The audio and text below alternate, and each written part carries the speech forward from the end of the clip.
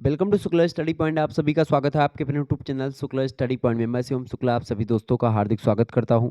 आज की वीडियो के माध्यम से हम लोग चर्चा करेंगे आहार पोषण और स्वच्छता के बारे में, यानी कि फूड न्यूट्रिशन एंड हाइजीन के बारे में, जो कि बीए बीएससी बीकॉम के प्रथम सेमेस्टर में को करिकुलर कोर्स के रूप में शामिल है। और यहाँ से 100 ऑब्जेक्टिव टाइप के प्रश्न जो होते हैं आपकी परीक्षा में पूछे जाते हैं। आपको बता दूं, उसी पेपर पैटर्न को ध्यान में रख करके यह मॉडल पेपर आपके समक्ष में प्रस्तुत कर रहा हूं, जो कि महासंग्राम 2.0 के नाम से आपके समक्ष दिखाया जा रहा है। महासंग्राम 2.0 का मतलब ये है कि इससे पहले महासंग्राम का वीडियो आ चुका है। महासंग्राम वीडियो में लगभग हमने 250 प्रश्नों पर चर्चा करी थी विस्तार से। आप लोगों ने अगर नहीं देखा तो देख लीजिएगा। बहुत सारे प्रश्नों पर उसमें धुआंधार तरीके से, तीव्र गति से मैंने हमला बोला था प्रश्नों पर, और अच्छे तरीके से हम लोगों ने समझा था उसको। बहुत ही बारीकी के साथ, बहुत ही तीव्र गति से और बहुत ही सटीक प्रश्नों के माध्यम से हमने बहुत सारे प्रश्नों को कवर किया था। और आप लोग अगर उस वीडियो को नहीं देखें तो प्लीज़ जा करके देख लीजिएगा, प्लेलिस्ट में आपको वीडियो मिल जाएगी। तो बीए बीएससी बीकॉम के प्रथम सेमेस्टर यानी कि फर्स्ट सेमेस्टर में 2024 की परीक्षाओं के लिए, 25 की परीक्षाओं के लिए, 26 की परीक्षाओं के लिए ये 100 क्वेश्चंस बहुत ही ज़्यादा महत्वपूर्ण है। तो आप इस वीडियो को अंत तक जरूर देखिएगा। बाकी महासंग्राम 1 आप देख लेंगे, महासंग्राम 2 देख लेंगे, एक भी प्रश्न आपकी परीक्षा में छूटेगा नहीं, आप 100% करके आओगे। ठीक है, तो अब आप ये नहीं कह पाओगे कि सर जी को करिकुलर में हमारा बैक लग गया, क्योंकि बहुत सारे बच्चे अगली बार जो है कह रहे थे कि सर जी हमारा बैक लग गया। वो लोग पढ़े नहीं थे, वीडियो नहीं देखे थे। और अब जो मैंने वीडियो की श्रृंखला लाई है, ये सभी चीज़ों को ध्यान में रख करके, यानी पिछले वर्ष में जो पूछे गए प्रश्न उनको हमने समाहित किया है, अब की बार जो पूछे जा सकते हैं उनको समाहित किया है, और 2022 के पेपर में भी जो पूछे गए प्रश्न थे उनको भी मैंने समाहित किया है। और आप लोग इसको एंजॉय करें सेशन को। आइए अब हम चर्चा करते हैं और तीव्र गति से आगे बढ़ते हैं। पहला प्रश्न आपकी स्क्रीन पर आ चुका है, फटाफट से आप देखेंगे। तो ये रफ्तार, एक प्रकार से आप सोचिए इसमें रफ्तार होगी और तीव्र गति से पढ़ेंगे आप, चूंकि इससे पहले सारी चीज़ें मैं आपको समझा करके बता चुका हूँ। कई सारे मॉडल पेपर आपको मिल चुके होंगे।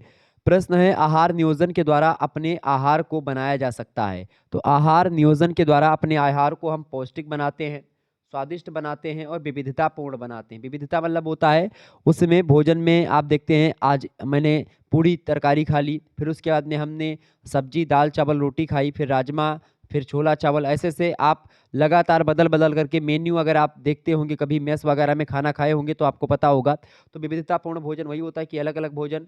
पौष्टिक भोजन का मतलब होता है जिसमें पौष्टिक तत्व हो, यानी कि 6 पौष्टिक तत्व होते हैं, जिनमें आपका प्रोटीन उचित मात्रा में हो, इसके अलावा वसा उचित मात्रा में हो, वसा के अलावा कार्बोहाइड्रेट जो है उचित मात्रा में हो, कार्बोहाइड्रेट के अलावा जो है आपका खनिज तत्व जो है वो उचित मात्रा में हो, इसके अलावा विटामिन से युक्त जो पदार्थ हैं वो उचित मात्रा में हो, जल उचित मात्रा में हो। तो ये तमाम प्रकार के जो पौष्टिक तत्व हैं ये उचित मात्रा में होंगे, तब आहार नियोजन आहार नियोजन के द्वारा ये चीज़ें उचित मात्रा में होती हैं। तो पौष्टिक तत्व और भोजन स्वादिष्ट बनेगा, सारी चीज़ें ध्यान में रख करके करी जाती हैं। तो आहार नियोजन के द्वारा अपने आहार को पौष्टिक, स्वादिष्ट और विविधतापूर्ण आप बना सकते हैं। ऑप्शन नंबर इसका डी लगा देंगे, उपयुक्त तो सभी करेक्ट आंसर होगा। अगला क्वेश्चन आप देखेंगे, आहार नियोजन का उद्देश्य क्या है? पौष्टिक, रुचिकर और विविधतापूर्ण आहार उपलब्ध करवाना। बिल्कुल, ये तो ठीक बात है। सामाजिक प्रतिष्ठा में वृद्धि करना। क्या सामाजिक प्रतिष्ठा में वृद्धि होती है इससे आहार नियोजन से? नहीं, ऐसा कोई ज़्यादा इशू नहीं है। धन की बचत करना, इसका धन का बचत करना कोई उद्देश्य नहीं होता है। उद्देश्य यही होता है कि पौष्टिक, रुचिकर और विविधतापूर्ण आहार उपलब्ध करवाना। ऑप्शन नंबर इसका ए करेक्ट आंसर हो जाएगा। नेक्स्ट क्वेश्चन आप देखेंगे, अगला प्रश्न आ चुका है, फटाफट से वीडियो को लाइक और शेयर कर दीजिएगा। अगला प्रश्न, संतुलित और पौष्टिक आहार के लिए आवश्यक है। क्या आवश्यक है? आहार आयोजन या आहार नियोजन करना। आहार आयोजन या नियोजन बात एक ही है। तो आहार नियोजन करना बिल्कुल जरूरी होता है संतुलित और पौष्टिक आहार के लिए। घर से बाहर भोजन ग्रहण करना बिल्कुल नहीं। स्वादिष्ट भोजन और व्यंजन बनाना बिल्कुल नहीं। महंगे भोज्य पदार्थ खरीदना, ये भी आहार और मतलब संतुलित और पौष्टिक आहार के लिए ये आवश्यक नहीं होता। नीचे की तीनों चीज़ें, पहला ऑप्शन इसका बिल्कुल करेक्ट है, option number A is right answer. Next question आप देखेंगे, अगला प्रश्न आपकी स्क्रीन पर आ चुका है। अमेरिका के national research council national research council ने भोज्य पदार्थों के कितने मौलिक समूह निर्धारित किए हैं? तो अमेरिका के नेशनल रिसर्च काउंसिल ने भोज्य पदार्थों के 7 मौलिक समूहों के बारे में बताया है कि 7 मौलिक समूह होते हैं भोज्य पदार्थों के। ठीक है, तो ये अमेरिका के नेशनल रिसर्च काउंसिल के द्वारा ये बताया गया है, ये बात ध्यान रखेंगे। और एक 5 समूह भी होते हैं, अभी 5 और 7 वाले को और मैं समझूंगा अच्छे तरीके से। आगे देखिए, अगला क्वेश्चन है, अगला प्रश्न आपकी स्क्रीन पर आ चुका है। रोगी को स्वास्थ्य लाभ के लिए जो आहार देते हैं उसे क्या कहते हैं? साधारण आहार, कोमल आहार, तरल आहार या उपचारात्मक आहार। तो किसी भी रोगी को जो स्वास्थ्य अच्छा होने के लिए उसकी दिया जाता है आहार, उसी आहार को बोलते हैं उपचारात्मक आहार। इसका करेक्ट आंसर हो जाएगा डी ऑप्शन। अभी 2024 की परीक्षा में, यानी कि अभी परीक्षा हुई है विश्वविद्यालय की, तो उसमें ये प्रश्न पूछा गया था। अगला क्वेश्चन आप देखेंगे, स्वास्थ्य के लिए आवश्यक है, क्या आवश्यक है? संवेगात्मक रूप से स्वस्थ होना, बिल्कुल ठीक बात है, ये भी जरूरी है। इसके अलावा मानसिक रूप से स्वस्थ होना, संवेगात्मक रूप से स्वस्थ होना, मानसिक रूप से स्वस्थ होना, ये भी ठीक है।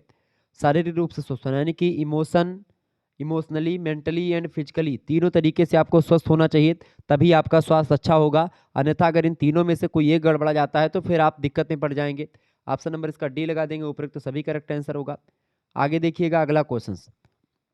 प्रश्न है, अच्छे स्वास्थ्य के लिए बचना चाहिए।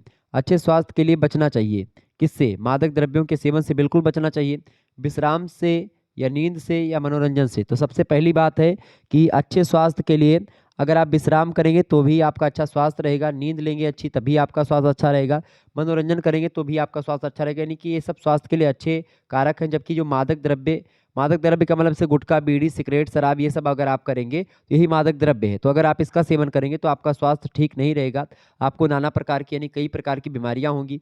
मैंने एक वीडियो में नाना प्रकार बोल दिया था, तो एक बच्चे ने कमेंट किया था कि सर जी नाना प्रकार क्या होता है? नाना मतलब होता है कई प्रकार, ठीक है। ऑप्शन नंबर इसका ए करेक्ट आंसर हो जाएगा, मादक द्रव्यों के सेवन से कई बीमारियां होती हैं। अगला क्वेश्चन आप देखेंगे, भोजन के शारीरिक कार्यों के अंतर्गत आता है क्या? शरीर की रोग प्रतिरोधक क्षमता में वृद्धि करना, बिल्कुल। अगर आप भोजन करेंगे तो भोजन से आपकी रोग प्रतिरोधक क्षमता बढ़ती है, बिल्कुल ठीक बात है। चूंकि रोग प्रतिरोधक क्षमता को कौन बढ़ाता है? विटामिन बढ़ाते हैं, खनिज लवण बढ़ाते हैं, तो वो आपके भोजन के माध्यम से आपके अंदर जाते हैं, बिल्कुल ठीक है। शरीर को ऊर्जा प्रदान करना, ये भी भोजन का कार्य है। चूंकि शरीर को ऊर्जा कौन प्रदान करता है? जो भोजन में उपस्थित वसा होती है, भोजन में उपस्थित जो कार्बोहाइड्रेट होता है वो शरीर को ऊर्जा प्रदान करता है, ये बात ध्यान रखेंगे, तो ये भी ठीक है। भूख को शांत करना, बिल्कुल भोजन का काम ही है भूख को शांत करना, तो ऑप्शन नंबर डी लगा देंगे, उपयुक्त तो सभी करेक्ट आंसर इसका हो जाएगा। नेक्स्ट क्वेश्चन आप देखेंगे, अगला प्रश्न है, मनुष्य को भोजन में उपलब्ध किस पोषक तत्व से ऊर्जा प्राप्त होती है? वसा से, कार्बोहाइड्रेट से या प्रोटीन से या फिर इन सभी से? करेक्ट आंसर इसका क्या हो जाएगा? देखिए, मनुष्य को भोजन में आप देखेंगे वसा और कार्बोहाइड्रेट दोनों से तो ऊर्जा, कार्बोहाइड्रेट से सबसे ज़्यादा ऊर्जा प्रदान होती है, फिर वसा से, और उसके बाद में प्रोटीन से थोड़ी बहुत मात्रा में ऊर्जा मिल जाती है। तो अगर डी ऑप्शन दिया है ऊपर सभी, तो करेक्ट आंसर ये लगा देंगे।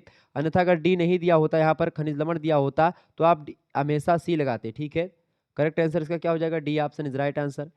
नेक्स्ट क्वेश्चन आपकी स्क्रीन पर आ चुका है, फटाफट से आप देखेंगे। प्रश्न, सुरक्षात्मक पौष्टिक तत्व माना जाता है, फटाफट से आप बताएंगे सुरक्षात्मक पौष्टिक तत्व कौन सा है? देखिए, कैलोरी की अगर बात करें तो कैलोरी ऊर्जा देता है, ये सुरक्षात्मक नहीं है। जल जो है ये सुरक्षात्मक नहीं है। इसमें से वसा ऊर्जा देता है, ये भी नहीं, ये भी नहीं, ये भी नहीं। खनिज तत्व और जो विटामिन होते हैं ये सुरक्षात्मक तत्व होते हैं, यानी कि ये शरीर की रोग प्रतिरोधक क्षमता को बढ़ाते हैं। ऑप्शन नंबर इसका सी करेक्ट आंसर हो जाए, खनिज तत्व और विटामिन हमारे शरीर की रोगों से रक्षा करते हैं, option number C correct answer होगा। अगला प्रश्न, संतुलित आहार होना चाहिए कैसा? अपेक्षित ऊर्जा देने में समर्थ होना चाहिए, या आर्थिक स्थिति के अनुरूप होना चाहिए, या विभिन्न पौष्टिक तत्वों का उचित अनुपात में होना चाहिए? तो ये तीनों बिल्कुल ठीक है। अपेक्षित ऊर्जा देने में भोजन समर्थ होना चाहिए, आपका संतुलित आहार बिल्कुल ठीक है। आर्थिक स्थिति आपकी जैसी उसी के अकॉर्डिंग आपका भोजन तैयार होना चाहिए। और विभिन्न पौष्टिक तत्व यानी कि जो विटामिन, खनिज लवण, कार्बोहाइड्रेट्स, वसा, ठीक है, ये सब उचित मात्रा में हो, तो ऑप्शन नंबर डी लगा देंगे, उपयुक्त तो सभी करेक्ट आंसर हो जाएगा। आगे देखें, अगला प्रश्न, संतुलित आहार को प्रभावित करने वाला कारक कौन सा है? देखें, आयु, यानी आयु कितने बड़े हैं आप, कितने छोटे हैं। आप बच्चे हैं तो आपके लिए अलग, प्रौढ़ावस्था में हैं आप, किशोरावस्था में, बाल्यावस्था, आपके लिए भोजन अलग अलग होना चाहिए। लिंग, यानी आप स्त्री हैं या पुरुष हैं उसके हिसाब से, स्वास्थ्य आपका कैसा उसके हिसाब से आपको भोजन देना चाहिए। यानी संतुलित आहार को ये तीनों चीज़ें प्रभावित करती हैं, आयु, स्वास्थ्य, लिंग, ये सब। ऑप्शन नंबर डी लगा देंगे, उपयुक्त तो सभी करेक्ट आंसर हो जाएगा, ऑप्शन नंबर इसका डी करेक्ट आंसर हो जाएगा। नेक्स्ट क्वेश्चन आप देखेंगे, अगला प्रश्न है, संतुलित आहार की विशेषता है। संतुलित आहार की क्या विशेषता है भाई? देखिए, संतुलित आहार में कैलोरी, प्रोटीन, खनिज लवण और विटामिन ये सब पाया जाता है। हरी पत्तेदार सब्जियां और कच्चे फल भी संतुलित आहार में शामिल करे जाते हैं, बिल्कुल ठीक है, दोनों ठीक है। कच्चा टमाटर, सलाद, नींबू, चुकंदर, गाजर, ये सब सलाद में आपको लेना चाहिए, बिल्कुल ठीक है। संतुलित आहार में ये तीनों चीज़ें आ जाती हैं, ऑप्शन नंबर डी लगा देंगे, उपयुक्त सभी करेक्ट आंसर हो जाएगा। नेक्स्ट क्वेश्चन आप देखेंगे, अगला प्रश्न है, डेली फूड गाइड में कितने समूह होते हैं? तो डेली फूड गाइड में अगर बात करें तो 7 समूह होते हैं। जबकि अगर बात करें भारतवर्ष के लिए फूड गाइड में कितने समूह रखे गए हैं, तो भारतवर्ष के लिए फूड गाइड में जो कितने समूह रखे गए हैं, अगर ये प्रश्न पूछेगा तो आप बताएंगे 5 समूह रखे गए हैं। ऑप्शन नंबर इसका सी करेक्ट आंसर हो जाएगा। प्रश्न दोनों अलग अलग। डेली फूड गाइड में कितने समूह हैं? तो डेली फूड गाइड में कितने समूह भैया? 7 समूह हैं। लेकिन भारतवर्ष के लिए फूड गाइड में कितने समूह रखे गए हैं? तो 5 समूह रखे गए हैं। ऑप्शन नंबर इसका सी करेक्ट आंसर होगा। आगे देखिएगा, अगला क्वेश्चन आपकी स्क्रीन पर आ चुका, फटाफट से देखेंगे। लाइक और शेयर करते रहिएगा सभी लोग। भाई जितने भी लोग देख रहे हैं फटाफट से वीडियो को लाइक और शेयर कर दीजिएगा। चले अगला प्रश्न है, मांस, मछली, अंडे तथा दालों में सर्वाधिक कौन सा पौष्टिक तत्व पाया जाता है? फटाफट से आप बताएंगे। बताइए, मांस, मछली, अंडे और दालों में सर्वाधिक कौन सा पौष्टिक तत्व पाया जाता है? देखें, प्रोटीन, कार्बोज, वसा या ऊर्जा। तो आप देखेंगे मांस में, अंडों में, दालों में, इन सभी में खास करके आप देखेंगे प्रोटीन अधिक मात्रा में आपको मिलेगा। ऑप्शन नंबर इसका ए करेक्ट आंसर हो जाएगा। नेक्स्ट क्वेश्चन आप देखेंगे, दूध में सर्वाधिक मात्रा में कौन सा पौष्टिक तत्व पाया जाता है? दूध में सर्वाधिक प्रोटीन होता है या कैल्शियम होता है या कार्बोज या खनिज मतलब कि लवण? तो दूध में सर्वाधिक मात्रा में कैल्शियम की मात्रा होती दूध में। ऑप्शन नंबर इसका सी करेक्ट आंसर होगा। अच्छा, आप देखेंगे जो बच्चा दूध बचपन में नहीं पाता पीने के लिए, वो मिट्टी बहुत खाता होगा। तो बचपन में चूंकि बच्चों के अंदर उसकी कमी होती है कैल्शियम की, इसीलिए बच्चे मिट्टी खाते हैं, ये बात ध्यान रखेंगे। प्रश्न अगला है, अनाजों में कौन सा सर्वाधिक पौष्टिक तत्व पाया जाता है? तो अनाजों में सबसे अधिक जो तत्व पाया जाता है वो पाया जाता है कार्बोज यानी कार्बोहाइड्रेट। ऑप्शन नंबर इसका बी करेक्ट आंसर हो जाएगा। इसीलिए अनाज खाने के बाद में आपको ऊर्जा मिलती है। अगला क्वेश्चन है, वसायुक्त भोज्य पदार्थ किसके सबसे उत्तम साधन है? तो वसायुक्त मतलब कि जो फैटी भोज्य पदार्थ होते हैं, जैसे कि तैलीय भोज्य पदार्थ होते हैं, उनमें क्या पाया जाता है? ऊष्मा पाई जाती है। ऑप्शन नंबर इसका डी करेक्ट आंसर हो जाएगा। आगे देखिएगा, अगला प्रश्न आपकी स्क्रीन पर आ चुका, बहुत ही जबरदस्त प्रश्न है आपकी परीक्षा की दृष्टि से। इन प्रश्नों को आप एकदम से तैयार कर लीजिएगा, बहुत ही जबरदस्त प्रश्न है, महत्वपूर्ण प्रश्न है, आपकी परीक्षा में पूछे गए प्रश्न है।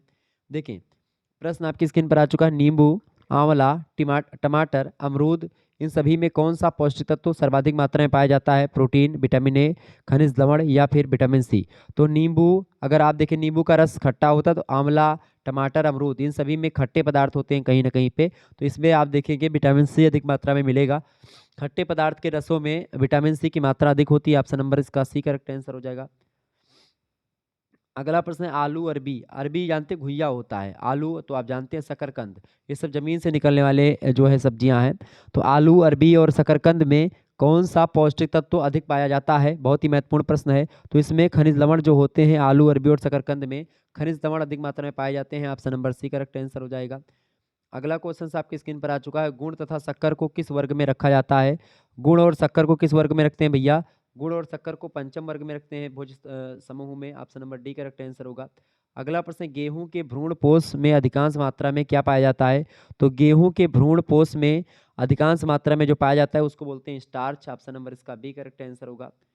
अगला प्रश्न, धान के कूट जाने से कौन सा पोषक तत्व नष्ट हो जाता है? धान को जब कूट दिया जाता है तो उसके बाद में धान से कौन सा पोषक तत्व खत्म हो जाता है? तो थायमीन और निकोटीन एसिड जो है, ये दो तत्व खत्म हो जाते हैं। थायमीन जो है आपको बता दूं कि विटामिन होती है, और निकोटीन एसिड, ये दोनों जो है धान के कूट जाने से खत्म हो जाती हैं। Option number C correct answer हो जाएगा। अगला क्वेश्चन आपकी स्क्रीन पर आ चुका है। अगला प्रश्न है, गेहूं में कौन से एमिनो एसिड का अभाव होता है? आइसोल्यूसिन या ल्यूसिन या ग्लूटिन या फिर लाइसिन? गेहूं में, प्रश्न बढ़िया है, गेहूं में कौन से एमिनो एसिड का अभाव यानी कि कमी होती है? तो लाइसिन नाम के एमिनो एसिड की कमी होती है गेहूं में। Option number D correct answer हो जाएगा इसका। अगला क्वेश्चन आप देखेंगे, गेहूं में कितनी प्रोटीन होती है? 5 से 8%, 9 से 12, 13 से 15 या 20 से 25? बताएं फटाफट से। गेहूं में कितनी प्रोटीन होती है? गेहूं में 9 से 12% प्रोटीन होती है। Option number B correct answer होगा। अगला प्रश्न है, बाजरे में कितनी मात्रा में वसा होती है? फैट कितना होता है बाजरे में? बाजरे में जो फैट का परसेंटेज होता है वो 5 से 6% होता है, 5 से 6%। ऑप्शन नंबर इसका सी करेक्ट आंसर होगा। अगला क्वेश्चन आप देखेंगे, दालों में कौन सा इम्यूनो एसिड नहीं पाया जाता है? दालों में कौन सा इम्यूनो एसिड नहीं पाया जाता भाई? देखिए, लाइसिन पाया जाता है, ल्यूसिन भी पाया जाता है, आइपो ल्यूसिन भी पाया जाता है थोड़ी बहुत मात्रा में। तो दालों में खास करके मेथियोनिन नहीं पाया जाता। ऑप्शन नंबर इसका सी करेक्ट आंसर हो जाएगा, मेथियोनिन नहीं पाया जाता दालों में। ठीक है, आगे देखेंगे, अगला क्वेश्चन से, दालों में कौन सा विटामिन नहीं होता है? दालों में कौन सा विटामिन नहीं होता? तो दालों में विटामिन मतलब थायमीन, विटामिन बी, मतलब विटामिन बी के जितने पार्ट होते हैं वो होते हैं विटामिन B2, थायमीन, नियासिन, ये सब होता है। विटामिन सी जो होता है दालों में नहीं पाया जाता। ऑप्शन नंबर इसका बी करेक्ट आंसर हो जाएगा। अगला क्वेश्चन आप देखेंगे, सोयाबीन में कितनी प्रोटीन होती है? बहुत ही जबरदस्त प्रश्न है। और प्रोटीन प्राप्ति का सर्वाधिक मात्रा में जो मतलब कि सर्वोत्तम साधन है वो सोयाबीन होता है। सोयाबीन में जो प्रोटीन का परसेंटेज होता है 33 से 45% के आसपास होता है। ऑप्शन नंबर इसका सी करेक्ट आंसर हो जाएगा। तो बहुत ही बढ़िया प्रश्न था, आपकी परीक्षा में प्रश्न पूछा गया है और अब की बार भी यानी कि आपकी परीक्षा में भी आ सकता है, तो इन प्रश्नों को आप तैयार कर लेंगे। बहुत ही जबरदस्त प्रश्न है। देखें अगला क्वेश्चन आपकी स्क्रीन पर आ चुका, फटाफट से आप देखेंगे। सामाजिक स्वास्थ्य को बनाए रखने के लिए आवश्यक है। सामाजिक स्वास्थ्य को बनाए रखने के लिए क्या आवश्यक है भैया? फटाफट से आप बताएंगे। भय एवं भ्रमयुक्त समाज का होना, सुलभ शौचालय का होना, या पानी की उचित व्यवस्था का होना, या फिर उपरोक्त सभी का होना। तो आप देखेंगे सामाजिक स्वास्थ्य तभी बना रहेगा जब भय और भ्रमयुक्त समाज होगा, सुलभ शौचालय भी होगा तब भी सामाजिक स्वास्थ्य बना रहेगा, पानी की उचित व्यवस्था भी होगी तभी बना। तो ये तीनों आपका सही हो जाएंगे। ऑप्शन नंबर इसका डी करेक्ट आंसर होगा। आगे देखिएगा, अगला क्वेश्चन आपकी स्क्रीन पर आ चुका है। शारीरिक स्वास्थ्य से क्या आशय है? शारीरिक स्वास्थ्य का मतलब होता है संतुलित आहार की आदत, गहरी नींद, पाचन शक्ति सक्षम हो, सामान्य हो, साफ और कोमल त्वचा हो, ये शारीरिक स्वास्थ्य के लक्षण होते हैं। ऑप्शन नंबर डी लगा देंगे। उपयुक्त सभी चीज़ें शारीरिक स्वास्थ्य को इंडिकेट करती हैं। अगला क्वेश्चन आपकी स्क्रीन पर आ चुका है, फटाफट से आप देखेंगे।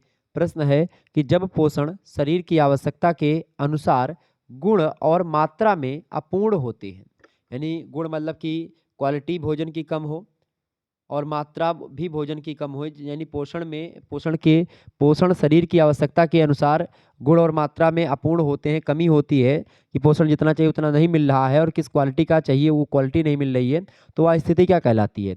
अपर्याप्त पोषण की, कुपोषण की, अल्प पोषण की, या सुपोषण की? तो ऐसी स्थिति जब पोषण जो होता है गुण और मात्रा में अपूर्ण होते हैं तो ऐसी स्थिति कुपोषण कहलाती है। ऑप्शन नंबर इसका बी करेक्ट आंसर हो जाएगा। कुपोषण इज राइट आंसर। आगे बढ़ते हैं। अगला क्वेश्चन आपकी स्क्रीन पर आ चुका है। प्रश्न है, अच्छा स्वास्थ्य महत्वपूर्ण है समाज के लिए, राष्ट्र के लिए, स्वयं के लिए? भाई देखिए, समाज के लिए भी बहुत महत्वपूर्ण होता है अच्छा स्वास्थ्य, और स्वयं के लिए भी और राष्ट्र के लिए भी, यानी कि इन सभी के लिए अच्छा स्वास्थ्य इंपॉर्टेंट होता है, उपयुक्त सभी के लिए। Option number D correct answer होगा। अगला क्वेश्चन आप देखिएगा, बहुत ही बढ़िया प्रश्न है।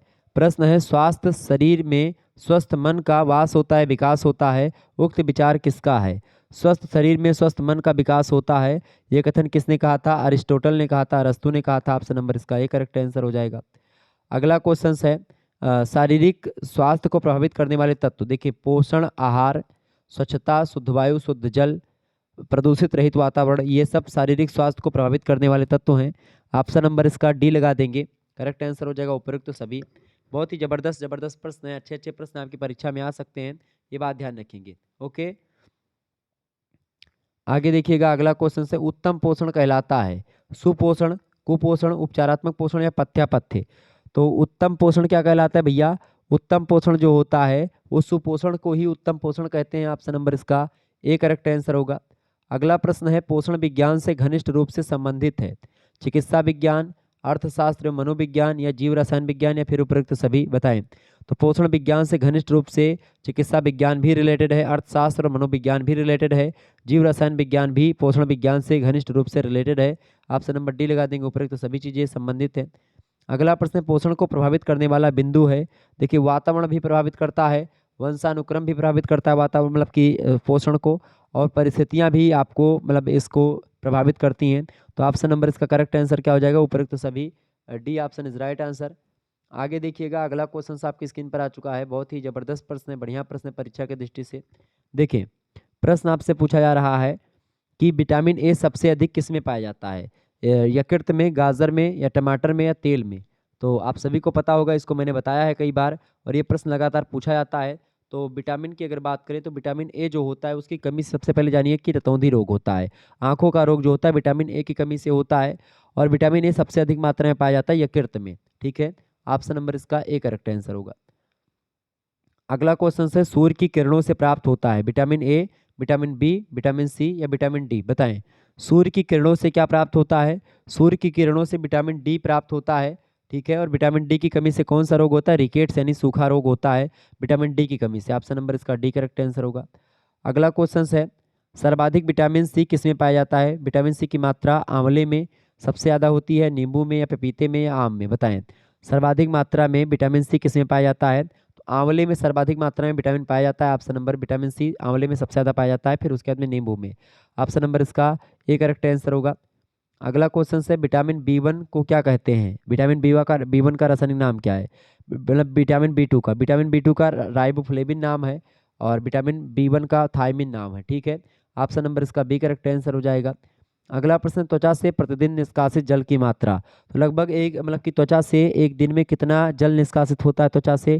तो लगभग 500 ml यानी 500 मिलीलीटर यानी आधा लीटर जो है जल निष्कासित होता है त्वचा से प्रतिदिन। ऑप्शन नंबर इसका सी करेक्ट आंसर होगा। अगला क्वेश्चन आप देखेंगे, जल का क्या कार्य होता है शरीर में?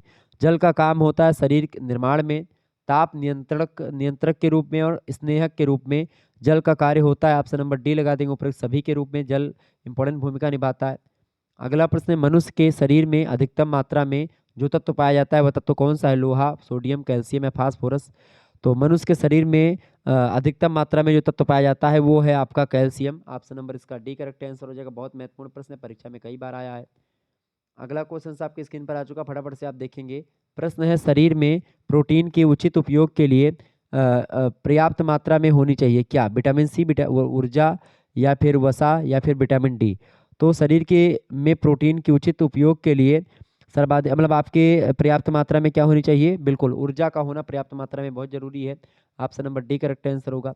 अगला प्रश्न, अंडे में सभी पोषक तत्व तो पाए जाते हैं सिर्फ इसे छोड़ करके, किसको?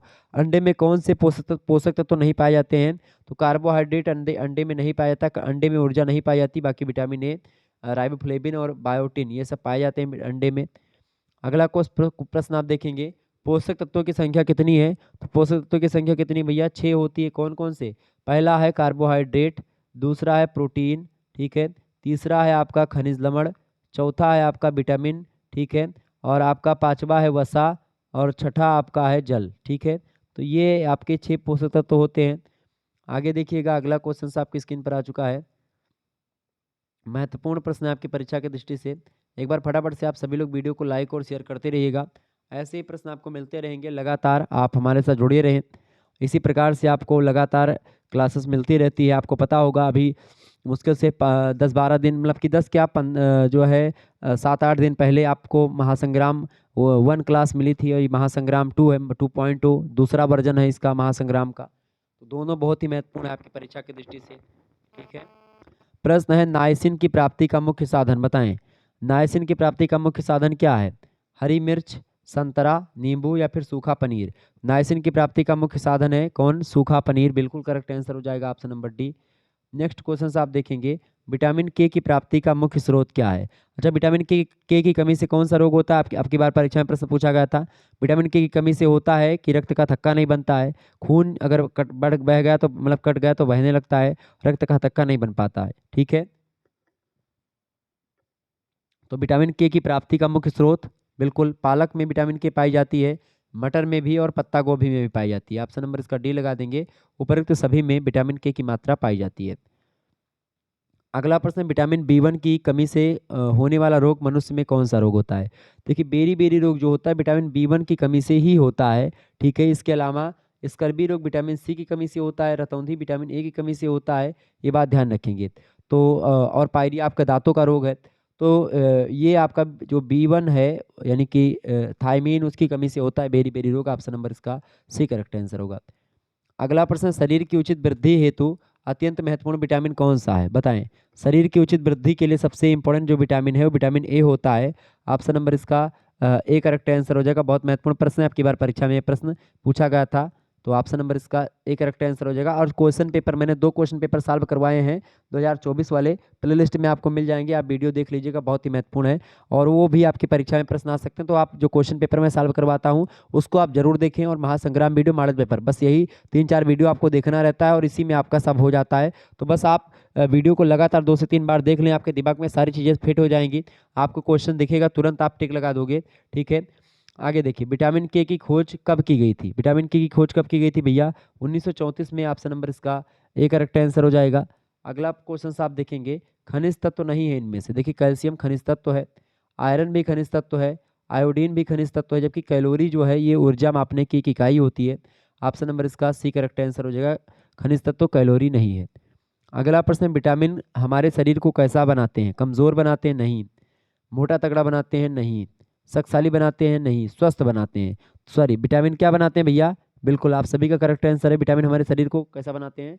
स्वस्थ बनाते हैं। ठीक है, ऑप्शन नंबर इसका डी करेक्ट आंसर होगा। अगला प्रश्न, रक्त अल्पता। रक्त अल्पता का मतलब होता है एनीमिया रोग, ठीक है, यानी कि रक्त की कमी हो जाना, खून की कमी होना। रक्त अल्पता रोग किस विटामिन मतलब किस खनिज लवण की कमी से होता है? तो ये खनिज तत्व की कमी से होता है। और वो खनिज तत्व कौन सा होता है? रक्त अल्पता किसकी कमी से होता है? बिल्कुल लौह तत्व की कमी से होता है, आयरन की कमी से होता है। ऑप्शन नंबर इसका बी करेक्ट आंसर होगा। आयोडीन की कमी से घेंघा रोग होता है, ये बात भी ध्यान रखेंगे, परीक्षा में कई बार प्रश्न पूछा गया है। रक्त अल्पता वाला ये अब की बार कई बार प्रश्न पूछा गया और हमेशा पूछा था, तो इसको भी ध्यान रखेंगे। एनीमिया रोग किसकी कमी से होता है? तो आप बताएंगे आयरन की कमी से होता है या लौह तत्व की कमी से। आयरन और लौह तत्व एक ही है। अगला प्रश्न, विटामिन ई की कमी से कौन सा रोग होता है? विटामिन ई की कमी से कौन सा रोग होता है? मांसपेशियां कमजोर हो जाती हैं। बिल्कुल ठीक बात है, मांसपेशियां कमजोर हो जाती हैं विटामिन सी ई की कमी से। ऑप्शन नंबर इसका सी करेक्ट आंसर हो जाएगा। अगला प्रश्न, हीमोग्लोबिन में हीम का क्या अर्थ है? तांबा, प्रोटीन या ऑक्सीजन या लौह तत्व? तो हीमोग्लोबिन में हीम का मतलब होता है लौह तत्व, आयरन। ऑप्शन नंबर इसका डी करेक्ट आंसर होगा। अगला प्रश्न है, परनीसियस एनीमिया इसकी कमी से होता है, किसकी कमी से होता है? परनीसियस एनीमिया रोग जो होता है वो किसकी कमी से होता है? विटामिन बी 12 की कमी से होता है। ऑप्शन नंबर इसका ए करेक्ट आंसर हो जाएगा। नेक्स्ट क्वेश्चन आपकी स्क्रीन पर आ चुका है, फटाफट से आप देखेंगे। बहुत ही जबरदस्त प्रश्न है। घेंघा रोग किस तत्व की कमी से होता है? बहुत ही महत्वपूर्ण प्रश्न है और हमेशा आता ही रहता है, बताएं। अच्छा, आयरन प्रचुर मात्रा में किस में पाया जाता है? यकृत में आयरन सबसे अधिक मात्रा में पाया जाता है। दांतों के लिए सबसे अधिक आवश्यक तत्व कौन सा खनिज तत्व? तो कैल्शियम दांतों के लिए बहुत जरूरी होता है, ये बात ध्यान रखेंगे। और रक्त के जमने में कौन सा खनिज तत्व सहायता करता है? कैल्शियम सहायता करता है, ये बात ध्यान रखेंगे। ओके, तो ये सब प्रश्न भी आपसे पूछे जाते रहे हैं। प्रश्न क्या पूछा गया आपसे? घेंघा रोग किस तत्व की कमी से होता है? तो घेंघा रोग जो होता है वो आयोडीन की कमी से होता है। तो ऑप्शन नंबर इसका क्या लगा देंगे? बी ऑप्शन लगा देंगे कि घेंघा रोग किसकी कमी से होता है भाई? घेंघा रोग किसकी कमी से होता है? आयोडीन की कमी से होता है घेंघा रोग। करेक्ट आंसर क्या हो जाएगा? Option number B is right answer. तो जिन्होंने बी लगाया उनका बिल्कुल करेक्ट आंसर है, B option is right answer. Next question आप देखेंगे, निम्न में से कौन विटामिन का प्रकार नहीं? देखिए, विटामिन ए प्रकार है, विटामिन सी भी होता है, विटामिन बी भी होता है, विटामिन एफ जैसी कोई अभी विटामिन नहीं खोजी गई है, तो ये गलत हो जाएगा। विटामिन मतलब कि डी जो है, डी करेक्ट आंसर हो जाएगा, डी ऑप्शन। विटामिन एफ कोई विटामिन नहीं है, क्लियर, ये बात ध्यान रखेंगे। अच्छा, सबसे पहला विटामिन कौन सा है भैया? सबसे पहला विटामिन कौन सा है? विटामिन ए जो है सबसे पहला विटामिन है, ये बात ध्यान रखेंगे।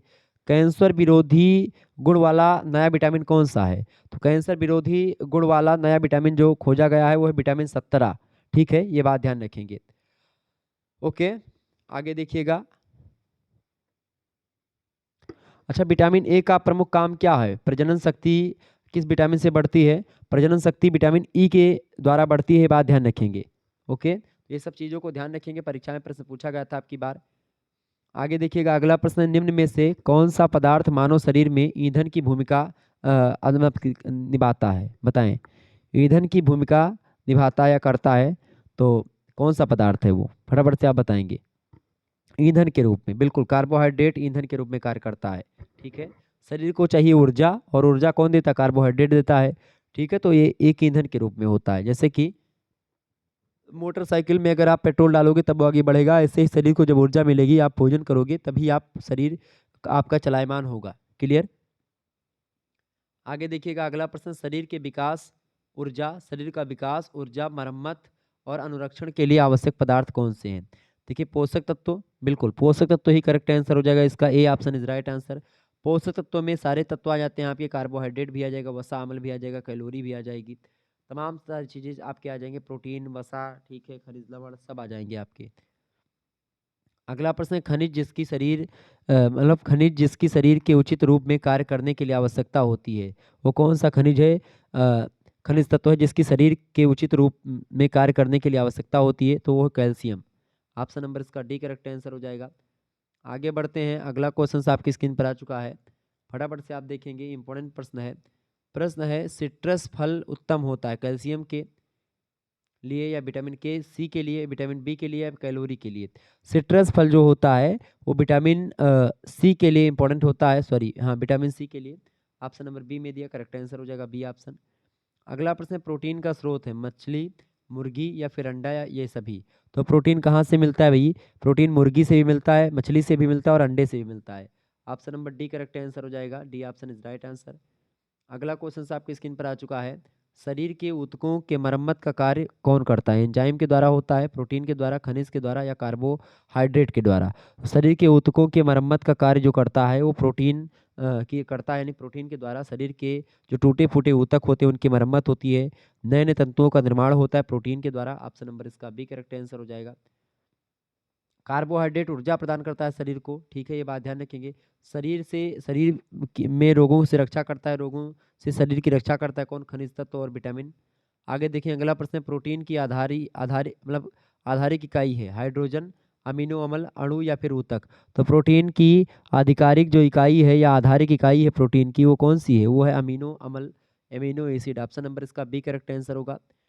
अगला क्वेश्चन आप देखेंगे, किस प्रकार के नमक को प्रयोग के लिए संस्तुत किया? बताएं, किस प्रकार के नमक को प्रयोग के लिए संस्तुत किया गया, यानी कि कौन सा आप नमक प्रयोग कर सकते हैं? तो वो नमक है आयोडीन युक्त नमक आप करें तो वो बेटर होता है और इससे घेंघा रोग नहीं होता है, तो आयोडीन युक्त नमक खाना चाहिए, इंपॉर्टेंट होता है वो। तो ऑप्शन नंबर इसका बी करेक्ट आंसर हो जाएगा। अगला प्रश्न आप देखेंगे, आयोडीन की कमी से होने वाला रोग कौन सा है? आयोडीन की कमी से घेंघा रोग होता है, आप सभी को पता होगा कौन सा रोग होता है, घेंघा रोग, ठीक है। रतौंधी विटामिन ए की कमी से होती है, बेरी बेरी विटामिन बी 1 की कमी से होती है, ठीक है, ये बात ध्यान रखेंगे।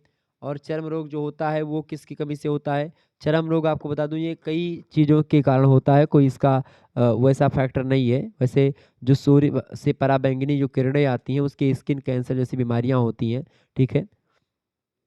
आगे देखिएगा अगला क्वेश्चन आपकी स्क्रीन पर आ चुका है, बढ़िया प्रश्न है परीक्षा की दृष्टि से, फटाफट से आप वीडियो को लाइक और शेयर करते रहिएगा। प्रश्न है, एनीमिया के कितने प्रकार देखने को मिलते हैं? फटाफट से आप बताएंगे, एनीमिया के कितने प्रकार होते हैं, बताइएगा।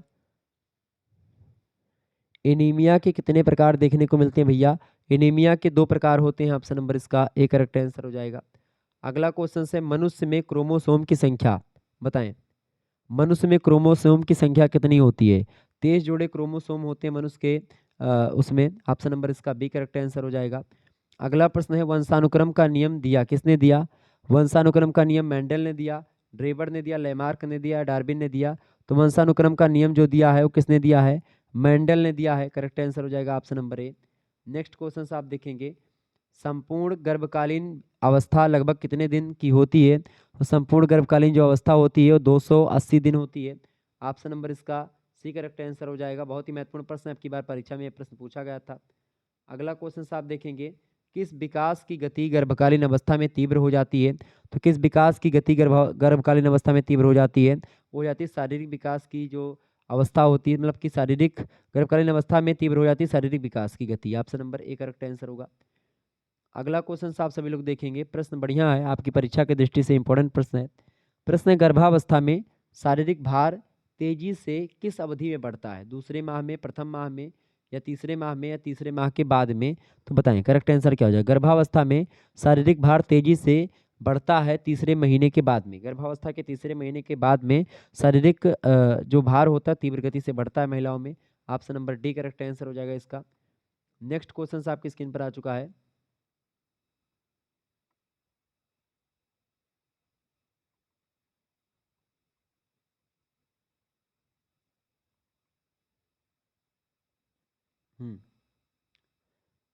प्रश्न क्या था? आप बताएं। प्रश्न है, अंडाणु परिपक्व होता है, फटाफट से आप बताएंगे, 20 दिनों में, 25 दिनों में, 28 दिनों में या 30 दिनों में? अंडाणु जो होता है परिपक्व होता है कब भाई? अंडाणु परिपक्व होता है 28 दिनों में। ऑप्शन नंबर इसका सी करेक्ट आंसर हो जाएगा। अगला क्वेश्चन है, नवजात अवस्था है, बताएं, असमायोजन की, आत्मनिर्भरता की, चंचलता की, परिपक्वता की? नवजात ना तो परिपक्व होता है बच्चा, गलत। आत्मनिर्भर भी नहीं होता, ये भी गलत। चंचल नहीं होता है नवजात शिशु, शैशवावस्था में चंचलता आती है। नवजात अवस्था असमायोजन की अवस्था होती है। ऑप्शन नंबर इसका ए करेक्ट आंसर होगा, A option is right answer. आगे देखिएगा अगला प्रश्न है, अभिवृद्धि को कोशीय वृद्धि के अर्थ में किसने प्रयुक्त किया है? अभिवृद्धि को कोशीय वृद्धि के अर्थ में प्रयुक्त किया है किसने? फ्रैंक महोदय ने किया है। ऑप्शन नंबर इसका ए करेक्ट आंसर हो जाएगा। अगला प्रश्न आपसे पूछा गया था कि वृद्धि पर कौन सी विशेषता लागू नहीं होती है? तो वृद्धि पर देखें, वृद्धि शारीरिक अंगों में होती, बिल्कुल ठीक बात है। वृद्धि व्यक्तिगत भेदों पर आधारित होती है, ये भी ठीक है। वृद्धि प्रौढ़ावस्था में आकार मतलब कि आकार एक होती है। वृद्धि प्रौढ़ावस्था में आकार एक होती है, ये भी ठीक बात है। वृद्धि को स्पष्ट इकाइयों में मापना संभव नहीं है, ये इसकी बात जो है बिल्कुल वृद्धि पर लागू नहीं होती। ऑप्शन नंबर इसका सी करेक्ट आंसर हो जाएगा। आगे देखिएगा, अगला क्वेश्चन आपकी स्क्रीन पर आ चुका है। बहुत ही महत्वपूर्ण प्रश्न है आपकी परीक्षा की दृष्टि से, फटाफट से आप सभी लोग देखेंगे। वीडियो को लाइक और शेयर कर दीजिएगा, ऐसे ही आपकी परीक्षा में भी प्रश्न आते रहेंगे। ओके, देखिए अगला क्वेश्चन आपकी स्क्रीन पर आ चुका है, फटाफट से आप देखेंगे। प्रश्न है, गर्भावस्था में किसका भार बढ़ जाता है? गर्भावस्था में किसका भार बढ़ जाता है भैया? गर्भावस्था में गुर्दों का भार बढ़ जाता है। Option number A correct answer हो जाएगा। अगला प्रश्न आपकी स्क्रीन पर आ चुका है, गर्भावस्था में होने वाला शारीरिक परिवर्तन है। गर्भावस्था में होने वाला शारीरिक परिवर्तन कौन सा है? हार्मोन्स में परिवर्तन, शारीरिक भार में परिवर्तन, चयापचयी परिवर्तन या फिर उपरोक्त सभी? बताएं। गर्भावस्था में होने वाला शारीरिक परिवर्तन है, इनमें से बताएं। तो गर्भावस्था में शारीरिक परिवर्तन जो होता है वो हार्मोन्स में भी परिवर्तन होता है, चयापचयी परिवर्तन भी होता है और शारीरिक भार में भी परिवर्तन हो जाता है। ऑप्शन नंबर डी लगाएंगे, उपरोक्त सभी प्रकार का परिवर्तन गर्भावस्था के दौरान देखने को मिलता है। आगे देखिए, अगला प्रश्न आपसे पूछा गया था, मतलब पूछा आ सकता है आपकी परीक्षा में, और पूछा भी गया था कि गर्भावस्था में शरीर में वृद्धि होती है एसिड की, यूरिया की, थायमिन की या रक्त की? बताएं। तो गर्भावस्था में शरीर में वृद्धि होती है, किसकी वृद्धि होती है? एसिड की वृद्धि होती है। ऑप्शन नंबर इसका ए करेक्ट आंसर हो जाएगा, अम्ल की वृद्धि होती है। अगला क्वेश्चन है, गर्भावस्था में किसकी कम मात्रा लेनी चाहिए? विटामिन की, कैलोरी की, आयोडीन की या कैल्शियम की? तो गर्भावस्था के दौरान अगर बात करें तो गर्भावस्था में किसकी कम मात्रा लेनी चाहिए, ये भी प्रश्न तो है। गर्भावस्था में किसकी कम मात्रा लेनी चाहिए? तो गर्भावस्था में अगर हो सके तो कैलोरी यानी ऊर्जा की मात्रा कम लेनी चाहिए। ऑप्शन नंबर इसका बी करेक्ट आंसर होगा। अगला प्रश्न है, गर्भावस्था में किस तत्व की रक्त में कमी हो जाती है? गर्भावस्था में किस तत्व की रक्त में कमी हो जाती है? कैल्शियम की, आयरन की, फोलिक एसिड की या थायमीन की? बताएं। तो गर्भावस्था के दौरान खून में किस तत्व की कमी हो जाती है? कैल्शियम की कमी हो जाती है गर्भावस्था के दौरान। Option number A correct answer हो जाएगा। अगला क्वेश्चन आप देखेंगे, गर्भवती महिला के शरीर में किसके कारण वृद्धि होती है? कैलोरी के, विटामिन के, नियासिन के या कैल्शियम के? तो गर्भावस्थी महिला के शरीर में किसके कारण वृद्धि होती है? कैलोरी के कारण वृद्धि होती है। Option number A correct answer होगा।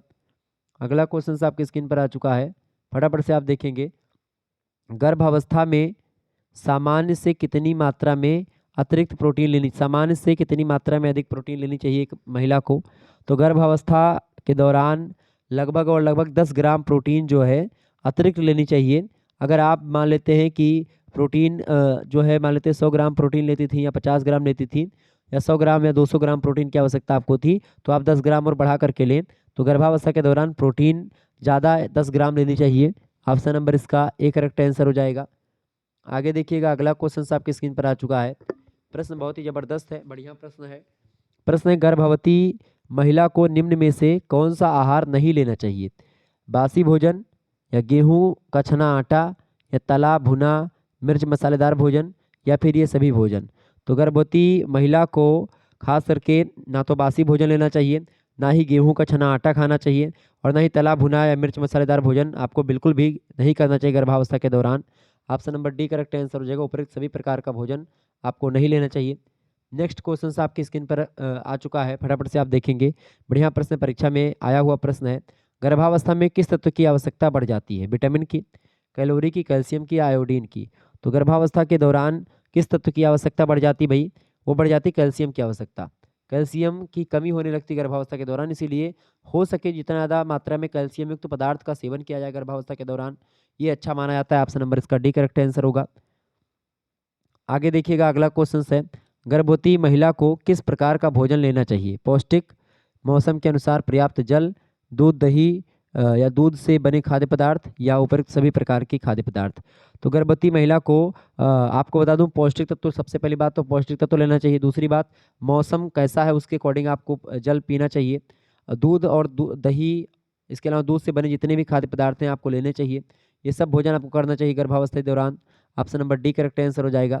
अगला प्रश्न है, गर्भावस्था के किस माह में रक्तचाप में वृद्धि हो जाती है? तो गर्भावस्था के दौरान 9वें माह के अंतर्गत आप देखेंगे, सॉरी 8वें माह में, गर्भावस्था के दौरान 8वें माह में रक्तचाप यानी ब्लड प्रेशर जो होता है वो बढ़ जाता है। ऑप्शन नंबर इसका ए करेक्ट आंसर हो जाएगा। आगे देखिएगा, अगला क्वेश्चन आपकी स्क्रीन पर आ चुका है। बहुत ही बढ़िया प्रश्न है परीक्षा की दृष्टि से, आपके ध्यान से देखेंगे इसको।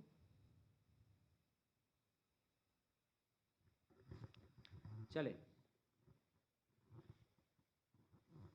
अच्छा आपसे ये भी पूछता है कि गर्भावस्था में किस प्रकार का परिवर्तन होता है। आपसे 2024 की परीक्षा में प्रश्न पूछा गया है। तो गर्भावस्था में सामाजिक, आर्थिक और शारीरिक सभी प्रकार के परिवर्तन आपको देखने को मिलते हैं। शारीरिक, मानसिक और आर्थिक, ठीक है। सॉरी, आपसे पूछेगा गर्भावस्था में किस प्रकार के परिवर्तन होते हैं? सामाजिक, आर्थिक, शारीरिक या उपरोक्त सभी। तो इसका करेक्ट आंसर क्या हो जाएगा? शारीरिक परिवर्तन। गर्भावस्था में शारीरिक परिवर्तन आपको देखने को मिलते हैं, ना कि सामाजिक और ना ही आर्थिक, ठीक है, ये ध्यान रखेंगे। देखिए अगला प्रश्न है, नवजात शिशु में कौन सी इंद्रियां सबसे कम विकसित होती हैं? नवजात शिशु में बताएं।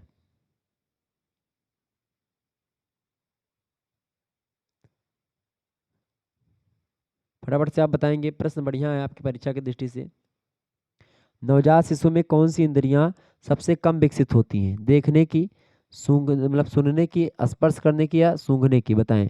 नवजात शिशु में कौन सी इंद्रियां सबसे कम विकसित होती हैं? वो होती हैं देखने वाली। Option number A correct answer होगा।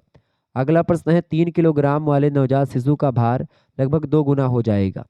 तो 3 किलोग्राम वाले नवजात शिशु का भार जो है लगभग 6 महीने में 2 गुना हो जाएगा। ऑप्शन नंबर इसका बी करेक्ट आंसर हो जाएगा। नेक्स्ट क्वेश्चन देखेंगे, अगला प्रश्न है, चाय में पाया जाता है थियोफाइलिन, कैफीन या टेनिक एसिड या फिर ये सभी, बताएं फटाफट से। चाय में पाया जाता है क्या? चाय में पाया जाता है, चाय में जो है थियोफाइलिन भी पाया जाता है, टेनिक एसिड भी मिलता है चाय में, और कैफीन तो पाया जाता है। ऑप्शन नंबर डी लगा देंगे, ये सभी पदार्थ चाय में पाए जाते हैं। D option is right answer. लगभग ये 150 के आसपास प्रश्न हैं जिनके बारे में मैं चर्चा कर रहा हूँ। अच्छा, एक प्रश्न और बनता है आपसे कि अपरिपक्व शिशु किसे कहते हैं? तो अपरिपक्व शिशु वो होते हैं जिन शिशुओं का वजन 3 किलोग्राम से कम होता है, उनको अपरिपक्व शिशु कहते हैं। ये बात आप ध्यान रखेंगे, ओके। अच्छा, 1 वर्ष के स्वस्थ शिशु का वजन उसके जन्म काल का कितना हो जाएगा? 1 वर्ष के स्वस्थ शिशु का वजन उसके जन्म काल का कितना हो जाएगा? जन्म काल के समय अगर वो मान लेते हैं 1 किलो का था, तो वो 1 साल में लगभग जो है वो 1.5 या 2.5 किलो का लगभग हो जाएगा, ठीक है, ये बात ध्यान रखेंगे। तो वही पूछा गया, तो वो 1.5 गुना हो जाता है। 1 वर्ष के स्वस्थ शिशु का वजन उसके जन्म काल का 1.5 गुना हो जाता है। क्लियर, ये बात ध्यान रखेंगे। अच्छा, जन्म से 6 माह तक के शिशु को मतलब प्रति किलोग्राम भार के अनुसार कितनी कैलोरी की आवश्यकता होती है? तो अगर जन्म के 6 महीने के बाद में शिशु अगर जितने किलो का है उसके अकॉर्डिंग अगर देखें तो लगभग और लगभग 120 कैलोरी की आवश्यकता उसको पड़ती है। अच्छा, जन्म के समय एक भारतीय बच्चे की औसत ऊंचाई कितनी होती है, ये प्रश्न पूछा गया है। तो औसत ऊंचाई लगभग 50 सेंटीमीटर के आसपास होती है, ठीक है। और नवजात शिशु की नाड़ी की गति जो होती है प्रति मिनट लगभग और लगभग 150 बार धड़कती है। सामान्य नवजात शिशु कितने घंटे नींद लेता है? तो लगभग 20 घंटे नींद उसको चाहिए, ओके। एक प्रश्न और पूछा गया था कि कोलोस्ट्रम क्या है? परीक्षा में प्रश्न पूछा गया था आपके 2024 के पेपर में, और अब की बार भी पूछा सकता है कि कोलोस्ट्रम क्या है। तो कोलोस्ट्रम जो होता है, जो प्रथम दूध होता है, प्रथम स्तन का दूध होता है माताओं के, उसी को बोलते हैं कोलोस्ट्रम, ठीक है, ये बात ध्यान रखेंगे। और बहुत ही ताकती माना जाता है कोलोस्ट्रम दूध जो होता है, ठीक है। आगे देखिएगा, अगला प्रश्न आपकी स्क्रीन पर आ चुका है। अल्फा टॉक्सिन पाए जाते हैं मूंगफली में, सेब में, पनीर में या दूध में? अल्फा टॉक्सिन किस में पाए जाते हैं? अल्फा टॉक्सिन जो होते हैं वो मूंगफली में पाए जाते हैं। Option number A correct answer हो जाएगा। आगे देखेंगे, अगला क्वेश्चन है, एक नवजात शिशु की लंबाई और वजन कितना होता है? तो एक नवजात शिशु और की लंबाई और वजन जो होता है, लंबाई लगभग 53 सेंटीमीटर और वजन लगभग 3.5 किलोग्राम। एक नवजात शिशु की लंबाई और वजन ये होते हैं 53 सेंटीमीटर और 3.5 kilo. Option number C correct answer होगा।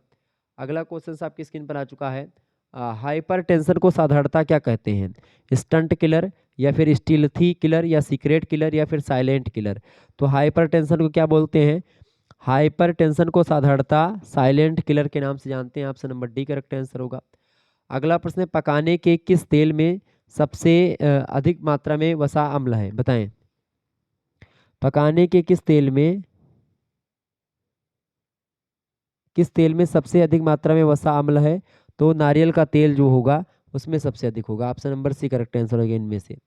अगला क्वेश्चन से यकृत उत्पन्न नहीं करता है, एल्ब्यूमिन या गामा ग्लोब्यूमिन, ग्लोब्यूलिन या फाइब्रिनोजन या फिर प्रोथ्राम्बिन, बताएं। यकृत उत्पन्न क्या नहीं करता इनमें से? यकृत गामा ग्लोब्यूलिन नहीं उत्पन्न करता है, बाकी प्रोथ्राम्बिन और एल्ब्यूमिन और फाइब्रिनोजन ये सब उत्पन्न करता है यकृत। ऑप्शन नंबर इसका बी करेक्ट आंसर हो जाए, गामा ग्लोब्यूलिन उत्पन्न नहीं करता। अगला क्वेश्चन है, मानव शरीर में अनिवार्य अमीनो एसिड की संख्या है। मानव शरीर में अनिवार्य अमीनो एसिड की संख्या कितनी है? 9 है। ऑप्शन नंबर इसका ए करेक्ट आंसर हो जाएगा। अगला क्वेश्चन है, एकीकृत बाल विकास सेवा योजना कब शुरू की गई थी? एकीकृत बाल विकास सेवा जो शुरू करी गई थी ये 2 अक्टूबर 1975 से शुरू की गई। ऑप्शन नंबर इसका डी करेक्ट आंसर हो जाएगा। अगला प्रश्न आपसे पूछा जा सकता है कि रक्त शर्करा का स्तर और ऑक्सीजन नियंत्रित होता है एड्रिनल ग्रंथि द्वारा, थायराइड ग्रंथि के द्वारा या पिट्यूटरी ग्रंथि के द्वारा, या इनमें से कोई नहीं? बताएं। रक्त शर्करा का स्तर और ऑक्सीजन नियंत्रित होता है किसके द्वारा? इनमें से किसी के द्वारा नहीं होता है। ऑप्शन नंबर इसका डी करेक्ट आंसर होगा। आगे देखिएगा, अगला क्वेश्चन आपकी स्क्रीन पर आ चुका है। बहुत ही महत्वपूर्ण प्रश्न है परीक्षा की दृष्टि से, आपके ये प्रश्न आपकी परीक्षा में आ सकता है, ये बात ध्यान रखेंगे। अच्छा, एक प्रश्न बहुत पूछा जाता है, बीएमआई की गणना सूत्र क्या होता है? बीएमआई क्या होता है?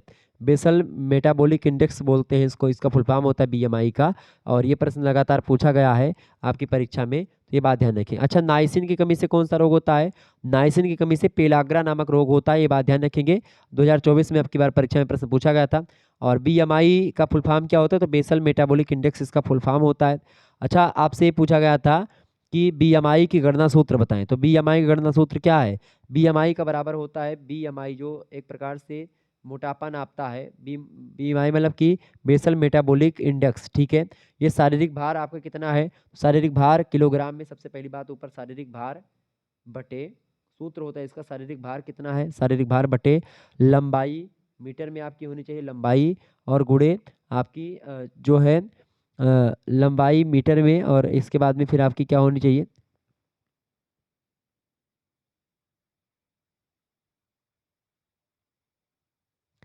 लंबाई गुणे लंबाई मतलब, तो ये करेक्ट आंसर क्या हो जाएगा इसका? बीएमआई का गणना सूत्र यही होता है, ठीक है। तो ऑप्शन और मीटर में सब होना चाहिए, सब मीटर में, लंबाई मीटर में होंगी, और मतलब कितना लंबा है और कितना एक प्रकार से किलोग्राम का है, तो यहाँ पर केजी आपकी वो केजी में मापा जाएगा, बटे भाग कर देंगे तो ये आपका हो जाएगा बीएमआई निकल आएगा, ठीक है। प्रश्न है, रेड क्रॉस सोसाइटी का मुख्यालय कहाँ पर स्थित है? बढ़िया प्रश्न है। रेड क्रॉस सोसाइटी का मुख्यालय कहाँ पर है, फटाफट से आप बताएंगे। रेड क्रॉस सोसाइटी का मुख्यालय, वैसे तो रेड क्रॉस सोसाइटी जो है ये अगर विश्व स्तर की अगर बात करें रेड क्रॉस सोसाइटी की, तो ये कहाँ पर स्थित है भाई? वो है इंटरनेशनल जो रेड क्रॉस सोसाइटी की स्थापना है, वो खास करके उसकी स्थापना स्विट्जरलैंड जेनेवा में हुई थी, तो उसका मुख्यालय जो है वो स्विट्जरलैंड के जेनेवा में, मतलब कि स्विट्जरलैंड एक देश है, उसी में जेनेवा शहर है, उसी जेनेवा शहर में रेड क्रॉस सोसाइटी का मुख्यालय स्थित है। ये इंटरनेशनल की बात मैं कर रहा हूँ, लेकिन यहाँ पर चूंकि इंटरनेशनल के बारे में नहीं पूछा जा रहा है, यहाँ पर ऑप्शन में आप देखें कोई इंटरनेशनल जो है नहीं दिया गया, केवल भारत के राज्यों को के दिए गए हैं, भारत के जो शहर हैं वो दिए गए हैं। तो रेड क्रॉस सोसाइटी जो है, भारतीय रेड क्रॉस सोसाइटी की स्थापना जो हुई थी वो कहाँ पर हुई है, मतलब उसका मुख्यालय कहाँ पर है भाई? तो भारतीय रेड क्रॉस सोसाइटी का जो मुख्यालय है वो नई दिल्ली में आपका पड़ेगा। ऑप्शन नंबर इसका, या दिल्ली में, option number A correct answer होगा। अगला प्रश्न, विश्व स्वास्थ्य दिवस यानी कि जो विश्व स्वास्थ्य दिवस है कब मनाते हैं आप? कब मनाते हैं भैया? 7 अप्रैल को मनाते हैं। ऑप्शन नंबर इसका डी करेक्ट आंसर हो जाएगा, बिल्कुल ठीक बात है। आगे देखेंगे, अगला क्वेश्चन आपकी स्क्रीन पर आ चुका है। मिड डे मील कार्यक्रम कब शुरू किया गया? बहुत महत्वपूर्ण प्रश्न, परीक्षा में कई बार पूछा गया है। ये तीनों चारों प्रश्न जो भी मैंने बताए सब पूछे गए हैं आपकी परीक्षा में, ठीक है। बताएं फटाफट से। मिड डे मील कार्यक्रम 1900 बिल्कुल 95 करेक्ट आंसर हो जाएगा। Option number A is right answer, A option is right answer. Next question आप देखेंगे, अगला क्वेश्चन आपकी स्क्रीन पर आ चुका है, फटाफट से आप देखेंगे। प्रश्न है, सामुदायिक स्वास्थ्य एक ऐसा व्यवहार है जिसमें बढ़ावा दिया जाता है समाज को, जनता को, समुदायों और एवं व्यक्तियों के मिले-जुले प्रयास को, या उपरोक्त सभी को? तो सामुदायिक स्वास्थ्य एक ऐसा व्यवहार है जिसमें बढ़ावा दिया जाता है किसको? जिसमें बढ़ावा दिया जाता है समाज को भी, जनता को भी, और समुदाय और व्यक्तियों के मिले-जुले प्रयासों को। Option number D correct answer हो जाएगा, उपरोक्त सभी को। नेक्स्ट क्वेश्चन आपके स्क्रीन पर आ चुका है, मधुमेह किससे संबंधित होता है? विटामिन से, खनिज खाद्य पदार्थों से, रक्त से, या फिर चयापचय से? तो मधुमेह किससे संबंधित बीमारी है? तो मधुमेह जो होता है आपका डायबिटीज जिसको बोलते हैं अंग्रेजी में, वो चयापचय से रिलेटेड बीमारी है। ऑप्शन नंबर इसका सी करेक्ट आंसर होगा। ये प्रश्न पूछा गया था 2024 की परीक्षा में। अगला क्वेश्चन है, स्त्रियों में मधुमेह होने की संभावना किस अवस्था में होती है? तो स्त्रियों में मधुमेह होने की संभावना जो होती है वो गर्भ अवस्था के दौरान होती है। ऑप्शन नंबर इसका सी करेक्ट आंसर हो जाएगा। बहुत ही महत्वपूर्ण प्रश्न, परीक्षा में आया हुआ प्रश्न है। आगे देखेंगे, अगला क्वेश्चन आपकी परीक्षा में आ सकता है। प्रश्न है, दीर्घकालीन मधुमेह रोगी को दिया जाना चाहिए दवाइयाँ, इंसुलिन या इंजेक्शन, या फिर ये सभी चीज़ें? तो जो लंबे समय से मधुमेह रोग से ग्रसित जो रोगी होता है उनको इंसुलिन भी दी जानी चाहिए, दवाइयाँ भी और इंजेक्शन भी, सब देने चाहिए। ऑप्शन नंबर इसका डी करेक्ट आंसर हो जाएगा, उपयुक्त सभी चीज़ें। अगला प्रश्न, मधुमेह के रोगी हेतु कौन सा भोज्य पदार्थ निर्धारित है? कैलोरी, कार्बोज, प्रोटीन, या फिर उपयुक्त सभी? तो मधुमेह के रोगी के लिए कौन सा भोज्य पदार्थ निर्धारित किया गया है? कार्बोज भी हो, कैलोरी भी हो और प्रोटीन भी हो। ऑप्शन नंबर डी लगा देंगे, उपयुक्त सभी। नेक्स्ट क्वेश्चन आपकी स्क्रीन पर आ चुका है। प्रश्न है, बालकों में मधुमेह के लिए क्रमशः कार्बोज, वसा और प्रोटीन का प्रतिशत कितना होना चाहिए? तो ये बढ़िया प्रश्न है। देखिए, कार्बोज का परसेंटेज लगभग आपका क्रमशः कार्बोज 40%, वसा आपकी लगभग 40%, प्रोटीन आपकी 20%, ये देने चाहिए बालकों को। Option number D correct answer हो जाएगा, उपयुक्त सभी। इसका राइट आंसर होगा डी ऑप्शन। नेक्स्ट क्वेश्चन आपकी स्क्रीन पर आ चुका है, मधुमेह के रोगी को आहार देते समय किन बातों को ध्यान में रखना चाहिए? तो मधुमेह के रोगी को आहार देते समय आपको ध्यान रखना चाहिए पौष्टिक तत्व, वसा वाले पदार्थ और भोज्य पदार्थ, तीनों का। Option number D correct answer हो जाएगा, उपयुक्त सभी का। प्रश्न आपकी स्क्रीन पर आ चुका, फटाफट से आप देखेंगे, इंपॉर्टेंट प्रश्न है आपकी परीक्षा की दृष्टि से। यही प्रश्न आपकी परीक्षा में आएंगे, ध्यान रखेंगे इस बात को। प्रश्न है, टाइफाइड रोग में नहीं देना चाहिए, क्या नहीं देना चाहिए? टाइफाइड अगर किसी को हो तो टाइफाइड रोग में क्या नहीं देना चाहिए बताएं? पापड़, चटनी या तले पदार्थ, या फिर ये सभी? तो भाई टाइफाइड रोगियों को ना तो पापड़ देना चाहिए, ना चटनी, ना तले हुए पदार्थ। Option number D correct answer हो जाएगा, ये सभी चीज़ें नहीं देनी चाहिए टाइफाइड के रोगियों को। आगे देखिएगा, अगला प्रश्न आपकी स्क्रीन पर आ चुका है, फटाफट से आप देखेंगे। प्रश्न है, टाइफाइड रोग में सर्वाधिक प्रभाव पड़ता है? टाइफाइड रोग में सर्वाधिक प्रभाव पड़ता है छोटी आंत पर, या बड़ी आंत पर, या फेफड़ों पर, या यकृत की कोशिकाओं पर? बताएं। टाइफाइड रोग में सर्वाधिक प्रभाव जो पड़ता है वो छोटी आंत पर पड़ता है। ऑप्शन नंबर इसका बी करेक्ट आंसर हो जाएगा। ओके, ये बात ध्यान रखेंगे। अच्छा, एक प्रश्न और आपसे पूछा जाता है कि दही में कौन सा तत्व पाया जाता है? दही में लैक्टोज, फास्फोरस, कैल्शियम, आयरन, ये सब पाए जाते हैं, ये बात ध्यान रखेंगे। ओके, ये बात ध्यान रखेंगे। अच्छा, सूखे मेवे में कौन क्या क्या पाया जाता है? सूखा मेवा यानी जो ड्राई फूड होते हैं, अगर आप उसको खाते हैं तो उसमें उससे आपको प्रोटीन भी मिल जाता है, खनिज लवण भी मिल जाता है, आयरन, फाइबर, मैग्नीशियम, ये सब आपको मिल जाते हैं, ये बात ध्यान रखेंगे। अच्छा, व्यक्ति मोटा क्यों होता है? क्योंकि वो वसा ज़्यादा लेता है। जो तैलीय पदार्थ होते हैं अगर आप ज़्यादा खाओगे तो आप मोटे हो जाओगे। एक मोटे व्यक्ति को कम प्रयोग करना चाहिए किस चीज़ का? वसा का कम प्रयोग करना चाहिए। ये प्रश्न आपकी परीक्षा में पूछा गया था 2024 की परीक्षा में, 2023 में भी पूछा गया था, ये बात ध्यान रखेंगे। ओके, तो ये प्रश्न आपकी परीक्षा में बहुत मात्रा में पूछा जाता है, तो आप इसको ध्यान रखेंगे, बहुत ही जबरदस्त प्रश्न है। आगे देखिएगा, प्रश्न है, टाइफाइड रोग में सर्वाधिक प्रभाव पड़ता है? टाइफाइड रोग में सर्वाधिक प्रभाव किस पर पड़ता है भाई? टाइफाइड रोग में सर्वाधिक प्रभाव पड़ता है छोटी आंत पर। ऑप्शन नंबर इसका बी करेक्ट आंसर होगा। आगे देखिएगा, अगला प्रश्न है, टाइफाइड के जीवाणु का क्या नाम है?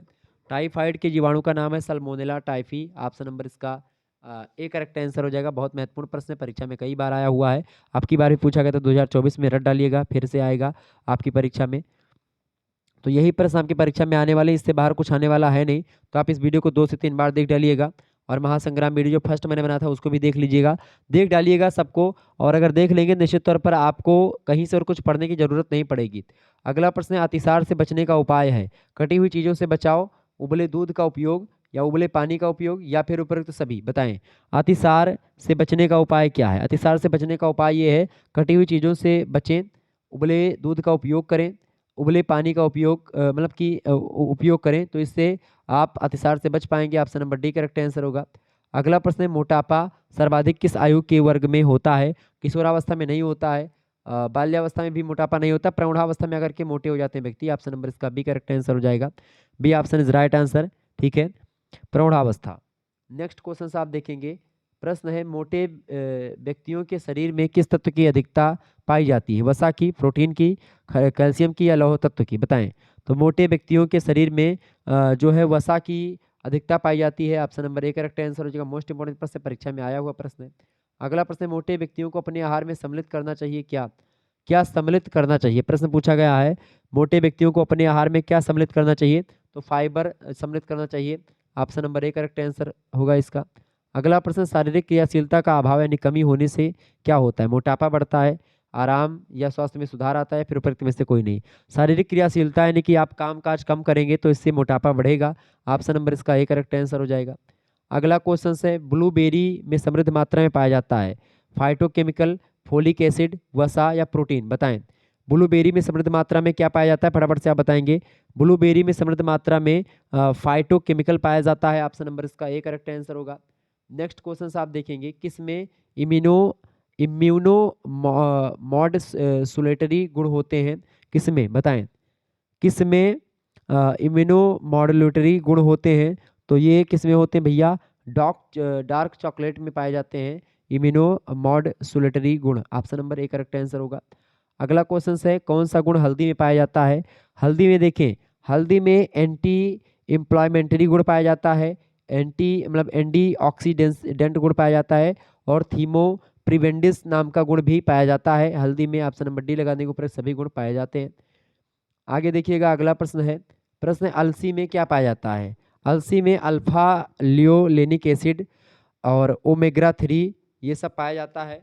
ओके, और ये तीसरा ऑप्शन जो सी में दिया है वो है फैटी एसिड, तो फैटी एसिड भी पाया जाता है। ऑप्शन नंबर इसका डी लगा देंगे, करेक्ट आंसर हो जाएगा डी ऑप्शन। नेक्स्ट क्वेश्चन आपकी स्क्रीन पर आ चुका है, कौन नेचुरल ब्लड थिनर का काम करता है? नेचुरल ब्लड थिनर का काम कौन करता है? जो मिर्च होता है वो करता है। ऑप्शन नंबर इसका सी करेक्ट आंसर होगा। अगला क्वेश्चन आप देखेंगे, सूखे मेवे में क्या पाया जाता है? प्रोटीन, खनिज लवण, आयरन, फाइबर या मैग्नीशियम या उपरोक्त सभी? तो सूखे मेवे में मैंने आपको बताया था कि ये प्रश्न पिछली बार पूछा गया है, और तो ये उपरोक्त सभी अब की बार भी आया हुआ है, उपरोक्त सभी इसका करेक्ट आंसर हो जाएगा। सूखे मेवे में ये सब पाए जाते हैं। आगे देखिएगा, अगला प्रश्न है, किसमें पाया जाने वाला लॉरिक एसिड और कैप्रिलिक एसिड प्रतिरोधक क्षमता को बढ़ा करके वायरल से सुरक्षा प्रदान करता है? तो बताएं, इनमें से करेक्ट आंसर क्या हो जाएगा? नारियल तेल, सोयाबीन का तेल, या फिर योगर्ट, या फिर ग्रीन टी? तो करेक्ट आंसर क्या हो जाएगा? नारियल तेल is right answer, A option correct answer होगा। अगला प्रश्न, किसके सेवन से आयरन मिलता है? किसके सेवन से आयरन मिलता है भैया? देखिए, पालक, ब्रोकली, गुड़ और खजूर खाएंगे तो आयरन मिलेगा। सलाद पत्ता, अंकुरित फलियां, साबुत अनाज, सेब, मटर ये सब खाएंगे तो आपको जो है आयरन मिलेगा। ठीक है, option number D correct answer हो जाएगा। रक्त अल्पता रोग की कमी आएगी इससे। Option number D correct answer होगा। अगला प्रश्न आपकी स्क्रीन पर आ चुका, प्रतिजैवी भी कहलाते हैं। प्रतिजैवी डैश कहलाते हैं। प्रतिजैवी जो होते हैं वो इम्यूलो मतलब कि एम्यूलोग एम्यूलोग लोब्यूलिन्स कहलाते हैं। ऑप्शन नंबर सी वाला जो करेक्ट आंसर हो जाएगा, ये प्रतिजैवी भी कहलाते हैं। अगला प्रश्न है, विशिष्ट पोषण कार्यक्रम की अभूतपूर्व प्राप्ति किस वर्ष में हुई? विशिष्ट पोषण कार्यक्रम की अभूतपूर्व प्राप्ति जो हुई है 1991 से 1992 के आसपास हुई। Option number D correct answer होगा इसका। इंपॉर्टेंट प्रश्न, परीक्षा में आया प्रश्न है। अगला प्रश्न भी पूछा गया था ये प्रश्न कि राष्ट्रीय पोषण नीति का प्रारंभ कब हुआ? राष्ट्रीय पोषण नीति का जो प्रारंभ हुआ है वो 1993 से शुरू हुआ है। ऑप्शन नंबर इसका ए करेक्ट आंसर होगा। आगे देखिए, अगला क्वेश्चन है, राष्ट्रीय खाद्य सुरक्षा अधिनियम किस वर्ष घोषित हुआ? राष्ट्रीय खाद्य सुरक्षा अधिनियम जो घोषित हुआ है 2013 से घोषित हुआ। ऑप्शन नंबर इसका बी करेक्ट आंसर होगा। अगला प्रश्न आपसे पूछा गया था, विश्व स्वास्थ्य दिवस कब मनाया जाता है? आप सभी को पता होगा 7 अप्रैल को मनाया जाता है। Option number C correct answer था इसका। अगला प्रश्न आपसे पूछा गया था, राष्ट्रीय पोषण संस्थान की स्थापना कब हुई? राष्ट्रीय पोषण संस्थान की स्थापना कब हुई थी भाई? 1959 में। 1958 में इसकी सिफारिश हुई, 1959 में हो गया था। इसका नाम भी बदल दिया गया था उस समय। Option number B correct answer होगा इसका। आगे देखिएगा, अगला प्रश्न आपकी स्क्रीन पर आ चुका है, समस्त व्यक्तियों के द्वारा सर्वोच्च स्तर का स्वास्थ्य प्राप्त करना यह किस संगठन का लक्ष्य है? बताएं, फटाफट से आप बताने का प्रयास करेंगे। बढ़िया प्रश्न आपकी परीक्षा के दृष्टि से है। समस्त व्यक्तियों के द्वारा सर्वोच्च स्तर का स्वास्थ्य प्राप्त करना यह किस संगठन का लक्ष्य है? तो यह संगठन कौन सा है भाई? यह किस संगठन का लक्ष्य है? यह संगठन है WHO। ठीक है, ऑप्शन नंबर इसका करेक्ट आंसर क्या हो जाएगा? WHO is right answer, WHO A option. ठीक है, अगला, वर्ल्ड हेल्थ ऑर्गेनाइजेशन का ये लक्ष्य रहा है कि समस्त व्यक्तियों के द्वारा सर्वोच्च स्तर का स्वास्थ्य प्राप्त किया जाए। अगला प्रश्न है, रेड क्रॉस संस्था आरंभ करने का श्रेय किसे है? तो इसका रेड क्रॉस संस्था आरंभ कराने का जो श्रेय जाता है वो हेनरी ड्यूनेंट को जाता है। ऑप्शन नंबर इसका बी करेक्ट आंसर हो जाएगा। आगे देखिएगा अगला क्वेश्चन है, भारत में रेड क्रॉस की स्थापना किस सन में हुई? तो भारत में रेड क्रॉस की जो स्थापना हुई है 1920 ईस्वी के आसपास हुई। Option number C correct answer होगा। अगला प्रश्न, समन्वित बाल विकास योजना जो है, समन्वित बाल विकास योजना का उद्देश्य क्या है? समन्वित बाल विकास योजना का उद्देश्य है कि जन्म से लेकर के 6 वर्ष के बच्चों के स्वास्थ्य में सुधार करना, पहला उद्देश्य। दूसरा उद्देश्य, बच्चों को अनौपचारिक पूर्व शिक्षा प्रदान करना, ये भी ठीक बात है। बाल मृत्यु की समस्या को कम करने के लिए बच्चों के पोषण स्तर में सुधार करना, ये सभी उद्देश्य रहे हैं समन्वित बाल विकास योजना के। ऑप्शन नंबर इसका डी करेक्ट आंसर हो जाएगा। आगे देखिए अगला प्रश्न आपकी स्क्रीन पर आ चुका है, बच्चों की 6 जानलेवा बीमारियों से बचाने के लिए टीकाकरण कार्यक्रम में सहयोग इनमें से कौन सी संस्था देती है? बताएं, यूनिसेफ या फिर WHO या रेड क्रॉस या केयर, बताएं। तो बच्चों की 6 जानलेवा बीमारियों से बचाने के लिए टीकाकरण कार्यक्रम में सहयोग देने वाली जो संस्था है वो है यूनिसेफ। ऑप्शन नंबर इसका ए करेक्ट आंसर हो जाएगा। यूनिसेफ की बात करें तो इसका फुल फॉर्म क्या होता है? यूनिसेफ का फुल फॉर्म होता है क्या भाई? यूनाइटेड नेशंस चिल्ड्रन फंड इसका फुल फॉर्म होता है, ये बात ध्यान रखेंगे। अगला प्रश्न है, ICMR का मुख्यालय कहाँ पर स्थित है? आई कर लें यहाँ पर, ICMR। ICMR का फुल फॉर्म होता है Indian council of medical research, यानी कि भारतीय आयुर्विज्ञान अनुसंधान परिषद। तो इसका मुख्यालय कहाँ पर स्थित है? इसका मुख्यालय है नई दिल्ली में। ऑप्शन नंबर इसका सी करेक्ट आंसर होगा। अगला क्वेश्चन है, ये सब प्रश्न परीक्षा में पूछे गए हैं और अब की बार आ सकते हैं, तो ये बात ध्यान रखेंगे। अगला क्वेश्चन है, किस योजना की सभी सेवाएं आंगनबाड़ी केंद्रों के द्वारा प्रदान करी जाती हैं? तो समन्वित बाल विकास योजना की जो सेवाएं हैं वो आंगनबाड़ी के द्वारा प्रदान करी जाती हैं। ऑप्शन नंबर इसका ए करेक्ट आंसर होगा। अगला क्वेश्चन आपकी स्क्रीन पर आ चुका है और लास्ट प्रश्न इस वीडियो का। प्रश्न, यूनिसेफ का पूरा नाम क्या है?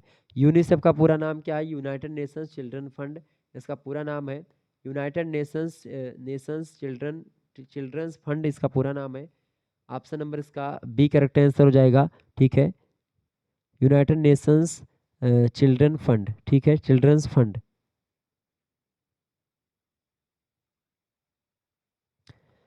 करेक्ट आंसर हो जाएगा बी ऑप्शन। तो इस तरीके से आप लोग ICDS मतलब क्या होता है? समेकित बाल विकास सेवा जो है उसी को ICDS कहा जाता है, ये बात ध्यान रखेंगे। अच्छा, यूनिसेफ की स्थापना कब हुई थी? 1946 में हुई थी। समन्वित बाल विकास योजना जो है, जिसको आप समेकित बाल विकास कहते हैं, उसकी योजना कब शुरू की गई थी? 1975 में उसकी योजना शुरू की गई थी। ICDS की बात मैं कर रहा हूँ, ठीक है, ये बात ध्यान रखेंगे। तो ये सब प्रश्न आपकी परीक्षा में पूछे जाते हैं। अच्छा, विद्यालयों में मध्याह्न भोजन योजना किस संस्था के द्वारा सहयोग से चलती है? तो जो जो मध्य में भोजन यानी कि जो इंटरवल में भोजन दिलवाया जाता है, बच्चों को खिलाया जाता है प्राइमरी विद्यालयों में, वो कौन सी संस्था देती है? वो केयर के द्वारा किया जाता है, ठीक है, केयर नाम की संस्था है, उसके द्वारा ये चीज़ें करी जाती हैं। ध्यान रखेंगे इस बात को, परीक्षा में प्रश्न ये सब पूछे गए थे। तो मिलते हैं फिर नेक्स्ट वीडियो में, तब तक के लिए जय हिंद जय भारत। आप सभी का बहुत बहुत धन्यवाद। हमारे से जुड़ने के लिए इसी प्रकार से अपना प्यार हमेशा बनाए रखेंगे। बहुत बहुत धन्यवाद आप सभी का। और इसी तरीके से आप सभी लोग हमारे साथ जुड़े रहें और ऐसे ही आपको मैं पढ़ाता रहूँगा। बहुत बहुत धन्यवाद। वीडियो को लाइक करें, चैनल को सब्सक्राइब करें। पहली बार हमारे चैनल से जुड़े हैं तो सब्सक्राइब कर लीजिएगा, क्योंकि आने वाले 5 सेमेस्टर आप हमारे साथ जुड़े रहेंगे तो आपको अच्छी से अच्छी जानकारी मिलती रहेगी। धन्यवाद।